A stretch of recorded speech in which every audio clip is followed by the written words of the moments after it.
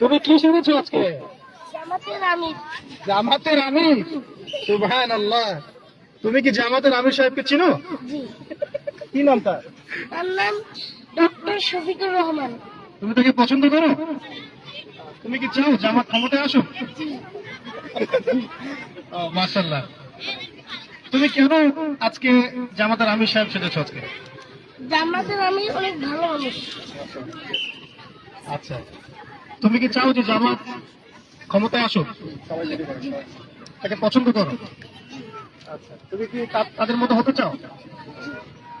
আর কিছু বলতে চাও? জামাতের আমির যদি এই দেশের ক্ষমতা আসে, জামাতের আমির দেশটা পাল্টে দিবে। আর জামাতের আমির অনেক ভালো মানুষ। মাশাআল্লাহ, মাশাআল্লাহ। ঠিক আছে, তো জামাতের আমির সাহেবকে আমরা বার্তা দিচ্ছি যে আমাদের প্রতিষ্ঠানের ছোট্ট সোনামণি, তোমার নাম কি? আরাফাত জামান আফিফ। আফিফ, কোন ক্লাসে পড়ো? ক্লাস 1।